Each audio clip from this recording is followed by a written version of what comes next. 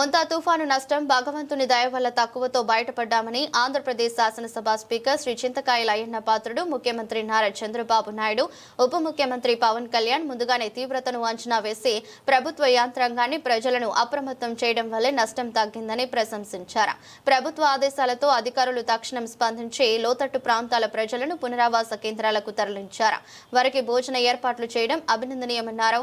పార్టీలకు అతీతంగా నాయకులు, క్షేత్రస్థాయి సిబ్బంది నుంచి ఉన్నతాధికారులు, స్వీపర్లు వరకు ప్రతి ఒక్కరూ సమిష్టిగా పనిచేసి ప్రాణ నష్టాన్ని నివారించగలిగారని కొనియాడారు.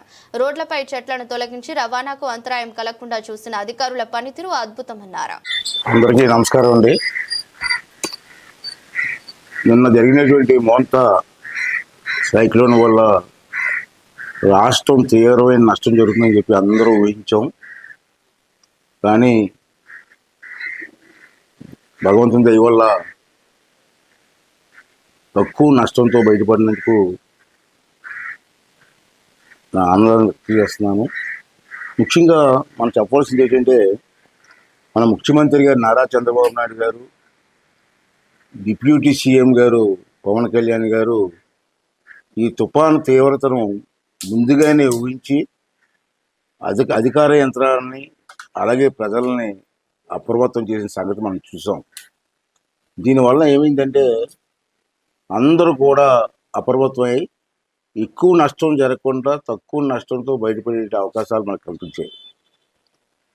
ప్రభుత్వ ఆదేశాలతో అధికారులు తక్షణమే రంగంలోకి దిగి లోతట్టు ప్రాంతాల్లో మరియు తీర ప్రాంతాల్లో ఉన్న ప్రజలను ముందుగానే పునరావాస కేంద్రాలకు పంపించి ప్రాణ నష్టం జరగకుండా చూసి వారికి కావాల్సినటువంటి భోజన ఏర్పాట్లన్నీ చేసినందుకు మరి ప్రభుత్వాన్ని, యంత్రాంగాన్ని కూడా అభినందించాల్సిన అవసరం ఉందని చెప్పి మనం చేస్తున్నాను. అలాగే మంత్రులు, నియోజకవర్గ ఎమ్మెల్యేలు, మండల స్థాయి నాయకులతో పాటు పార్టీలకు అతీతంగా అన్ని పార్టీల వారు కూడా పనిచేయడం, ప్రజలను ఆదుకోవడం మనందరం కూడా అభినందించవలసిన విషయం అని చెప్పి ఈ సందర్భంలో మనం చేస్తాం. అలాగే ముఖ్యంగా మండలాలు, పంచాయతీల్లో క్షేత్రస్థాయి చివరి ఉద్యోగస్తు స్వీపర్ల వరకు కూడా అందరూ కూడా కష్టపడి పనిచేశారు. ఉన్నత స్థాయి అధికారులు అయితే బాధ్యతతో పనిచేశారు. వాళ్ళందరినీ కూడా మన అందరం కూడా మనస్ఫూర్తిగా అభినందించవలసిన అవసరం ఉందని కూడా ఈ సందర్భంలో మనం చేస్తాను.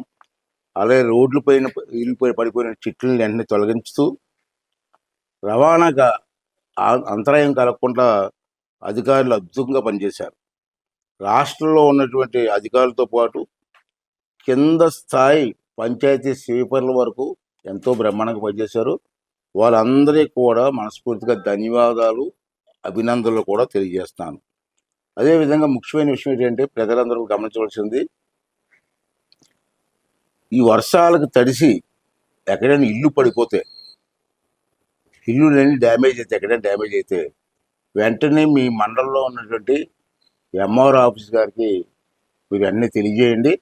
ఆ ఇల్లుకి కావాల్సిన మరామతులకు కావాల్సిన డబ్బులు కూడా ప్రభుత్వం నుంచి వచ్చి ఏర్పాటు జరుగుతుందని చెప్పి ఈ సందర్భంలో మేము మనం చేస్తాను. అలాగే వర్షాల వల్ల పశువులు గడ్డి తడిసిపోయింది, అంచేత పశువులకి మేతకి ఇబ్బంది అవుతుంది. కాబట్టి ఇప్పుడు ప్రభుత్వం ఈరోజు ఉదయం ఆదేశాలు వచ్చాయి మా అందరికీ, ఈ పశువులకి ఇబ్బంది లేకుండా పశుగ్రాసంతో పాటు పశువులకు కావాల్సిన తిండికి సంబంధించినటువంటి అన్నీ కూడా ప్రభుత్వమే సప్లై చేస్తుంది 50% సబ్సిడీ మీద. ఇది గమనించండి, 50% సబ్సిడీ మీద పశువులు ఉన్న వాళ్ళు, ఆవులు కానీ గేదెలు కానీ ఉన్న వారందరూ కూడా మీ మండలంలో ఉన్నటువంటి అధికారులకు తెలియజేస్తే మీకు 50% సబ్సిడీ మీద పశువులకు కావాల్సిన తిండికి సంబంధించిన వ్యవహారంలో వాళ్ళు వెంటనే మీకు అందజేస్తారు. దాన్ని కూడా రైతులందరూ గమనించి ఆ అవకాశాన్ని తీసుకొని పశువులకు ఇబ్బంది లేకుండా చూడవలసిన బాధ్యత రైతులందరూ కూడా తీసుకోవాలని చెప్పి ఈ సందర్భంగా మీకు మనవి చేస్తూ, మరి ఈ కార్యక్రమంలో అందరూ పై అధికారుల నుంచి కింద స్థాయి అధికారుల వరకు అందరూ కష్టపడి పనిచేశారు.